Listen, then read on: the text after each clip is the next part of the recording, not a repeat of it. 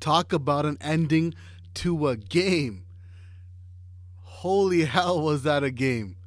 This is the Airborne Podcast. I'm your host, Ajith. And god damn, if you're a Raptors fan, are you excited? Are you not entertained? For God's sakes, the Raptors ended that game on an 11-0 run, similar to an older Philly game that we played this season, where the Indiana Pacers they just didn't have an answer. When you felt like the Raptors were done and this winning streak was coming to an end, they find a way to get it done. Kyle Lowry, Serge Ibaka, Terrence Davis, Pascal Siakam. These mans all came through when we all lost faith.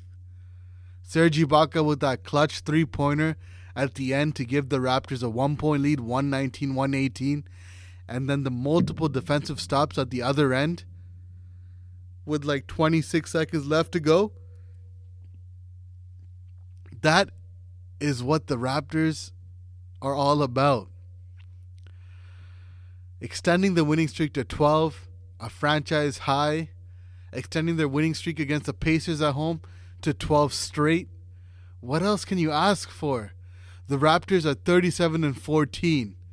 That's the best mark through 51 games in franchise history.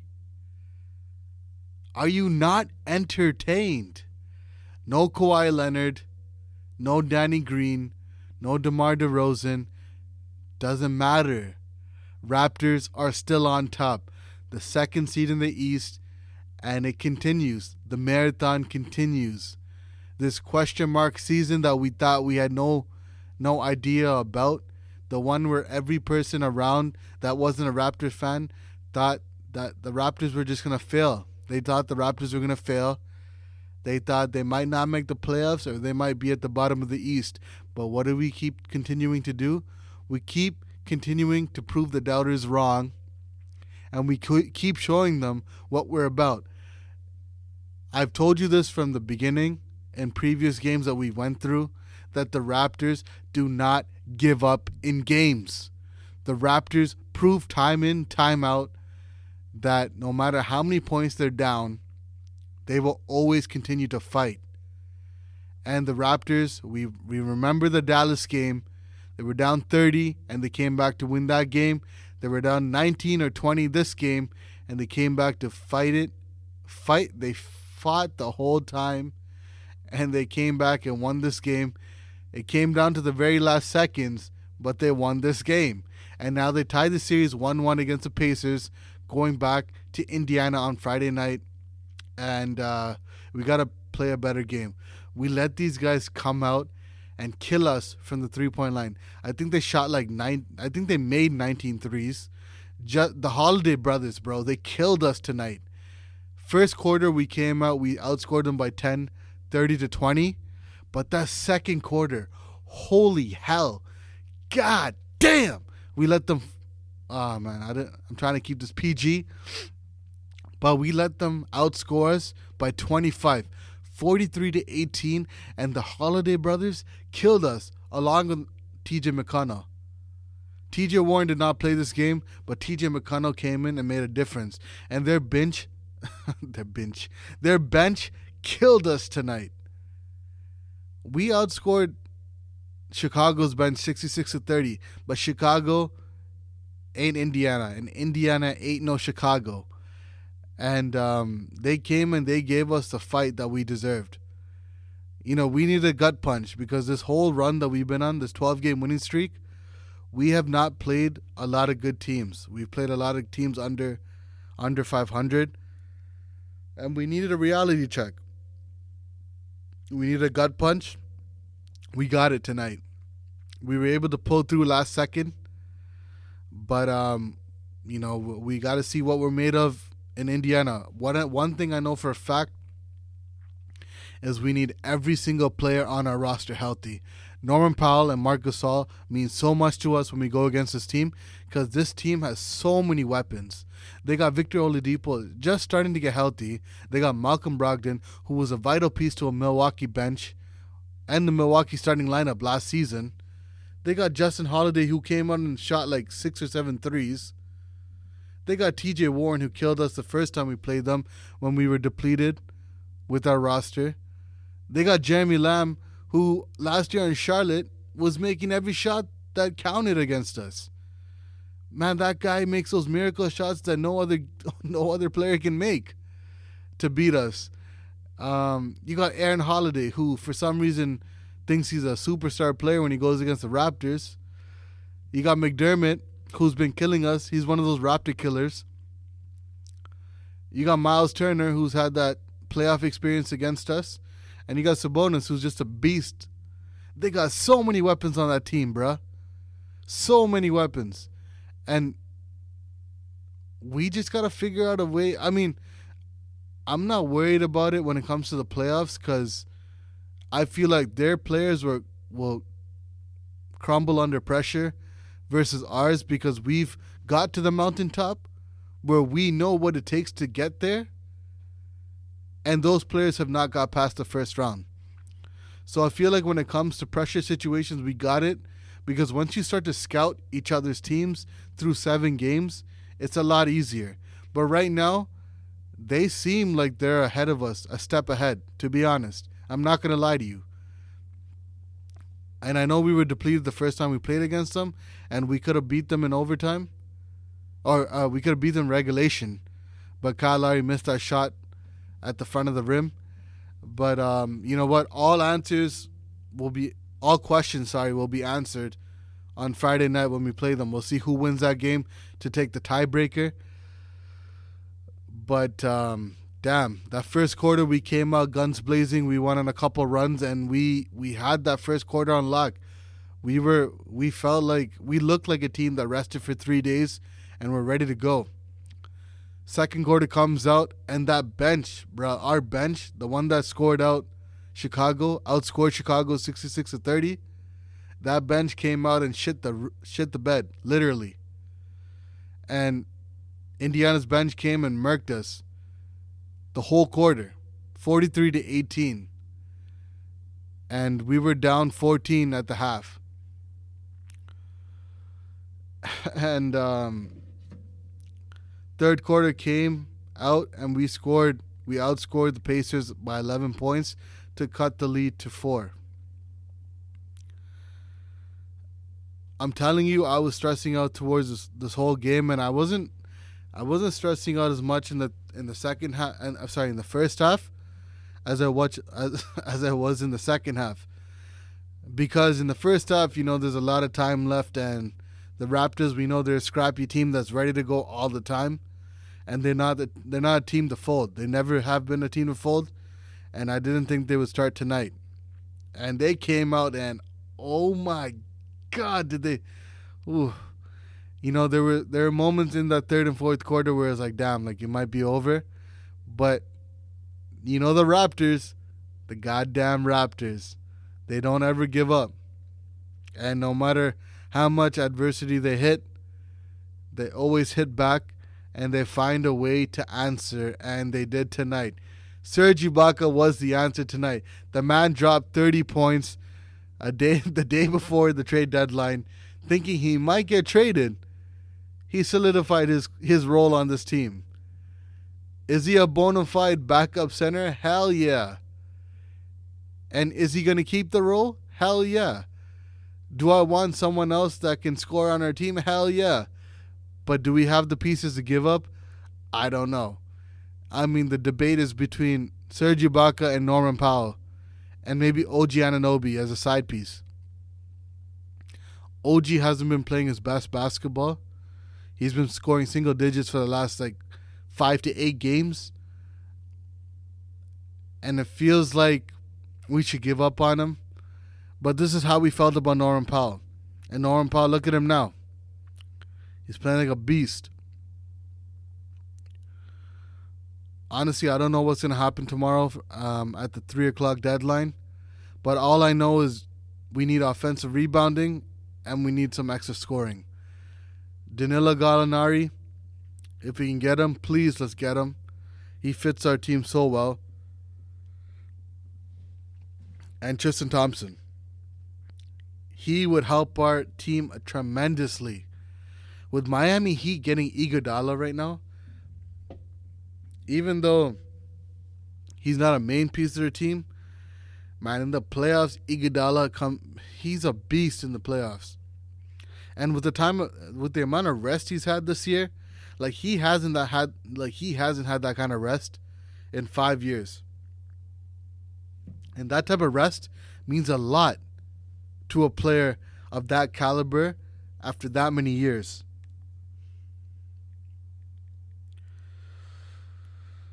But like I said, the Raptors, they got outscored 43-18 in that second quarter after leading the Indiana Pacers 30-20 in the first. And they were leading the Indiana Pacers by 10 in the first quarter, got outscored by 25 in the second, and they were getting led by 15 at the half. The Raptors shot 41%, 18 of 44 at halftime, and the Pacers were shooting 54%. It felt like the Pacers were making every goddamn three. The Pacers shot 9 of 22 from 3 at the halftime for 41%, and the Raptors shot 5 of 17 for 29%. And that's what I mean. The Raptors, the offense has been clicking the whole time. I do not know how they won this game, but they did. Those late crucial turnovers that Indiana had, we were on a momentum run where we got a turnover. I forgot when it was, but we got a turnover on Malcolm Brogdon with 1 minute and change to go, and then we almost got another turnover out of bounds, but then Nate McMillan, the coach of Indiana, called a timeout, so they got away with it. But we just don't give up. We are that grit and grind. Out of all the seasons I've been a Raptors fan, this is the most exciting most exciting season. And if you guys disagree, let me know in the comment section. But for real, last year, you know what it is, to be honest? I think it's because the pressure is off the Raptors. They won a chip. They got the chip. And I feel like the pressure is just completely off our shoulders. And even though we have to defend this year, I don't feel like there's that much pressure. And if you guys disagree or agree, let me know. But at the same time, I feel like this is the most enjoyable season we've ever had as a Raptors fan. Whether you're a millennial or a Gen X, whatever you want to call it. But I legitimately feel like this is the best season ever. And for me, this has been the most enjoyable. This might not be the season where we win it the whole way. And as a real Raptor fan, and if I'm thinking with my mind and not my heart, I can tell you this feels more like a second round team at best. And if we're lucky, we can get to the conference finals, depending on the matchups. But this is not a team that can get to the championship with the current roster built. But I love the regular season accomplishments that we're making right now, that we're building, the accolades that we're creating. I love it. I love it. Whether our team is good or not, the seats are always filled, and that's what you got to respect about the Raptor fans. They're so loyal to the core. Every Raptor fan out there is so loyal to the core. We had some bandwagoners out there when Kawhi Leonard came to the team last year with the whole championship run. And it is what it is, but those guys bounced because they know, or they thought that this team would be ass. But we all know the Raptors, with the core 7 guys left in the championship run, they don't give up, bruh. They don't give up. They just don't. The main players from these teams, though, from both teams, let me just speak on the full stats. So I talked about the first half. The second half, the Raptors, like I said, outscored them 34-23 by 11 to cut the lead to 4. And then the Raptors outscored the Indiana Pacers 37-32 in the fourth quarter to win by 1 point, to beat them 119-118. So literally beat them by 1. Literally beat them by 1. But that third quarter, the way that they cut that lead, 86-82, to be down by 4, I was absolutely I don't know how to explain it. I was flabbergasted. I was mind blowing. There's a lot of things I could say. But the Raptors overall, they shot 50% for the game, 43-86 from the field. And Indiana shot 52% from the field, 43 out of 82. And 3-pointers, Indiana almost shot 50%, 19 of 39 for 49%. And Toronto shot 12 of 32. Free franchise for the homies. Free French fries for the homies. But they shot only 38%. From the line, the Raptors shot 21 of 24, 88%. Indiana shot 13-16 for 81%. Rebounding, Indiana took care of us, +5, 42-37. Offensive rebounds, 8-7. Indiana was a +1. Assists, Indiana was a +2, 29-27. Indiana, even though they had 27 and we only had, even though they had 29, we had 27. 27 is a really good number. And we were able to win the game, so hell yeah. Hell yeah. Hell to the fucking yeah. Steals, we are +6, 12-6. Blocks, they had 5, we had 0, so they're +5. Turnovers, they had 18, we had 10. We took care of that ball. That's why we won. Bro, we've been taking care of the ball, and that's why we won. Personal fouls, we had 17, they had 18, so it was a +1.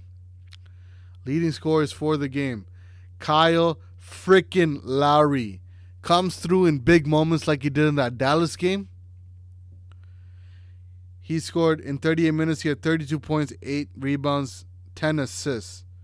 Ibaka, another masterful performance.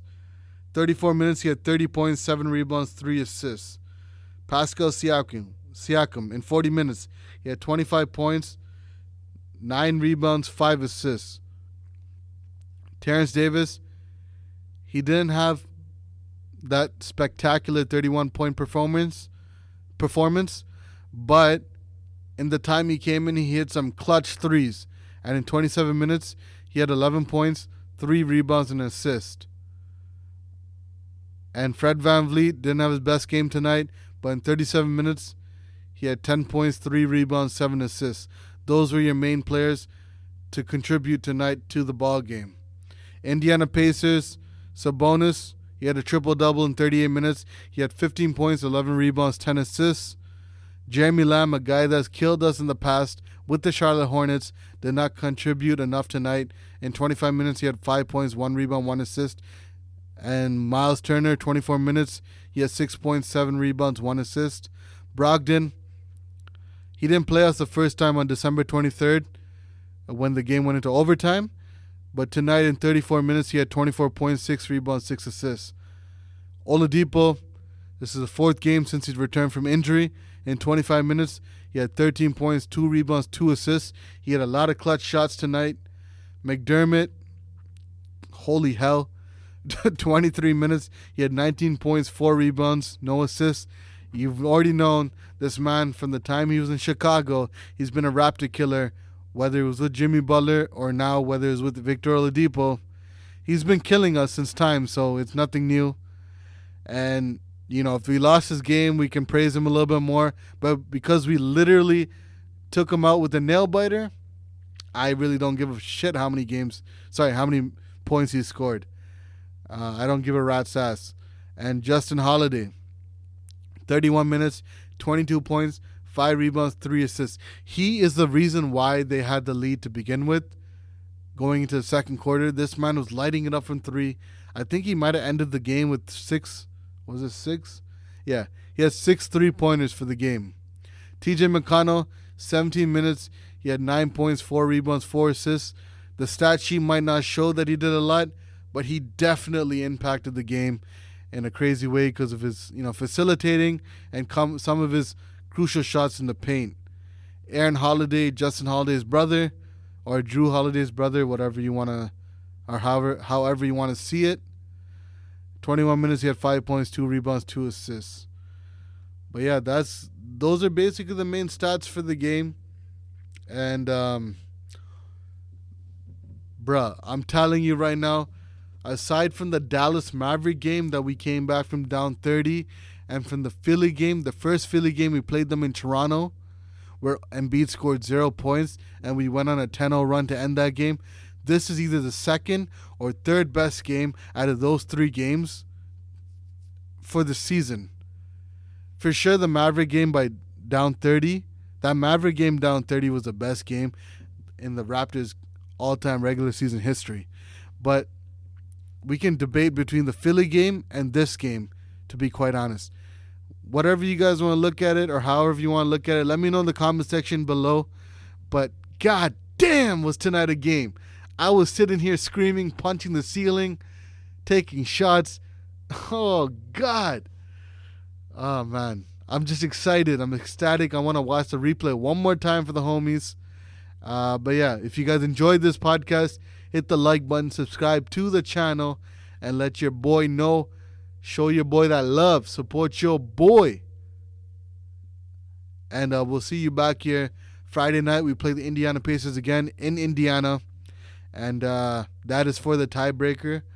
And hopefully the Raptors come out with more energy to start the game. Not the first quarter, but, hold it consistently for the whole game. But till then, stay blessed, stay woke, and please stay safe. And peace!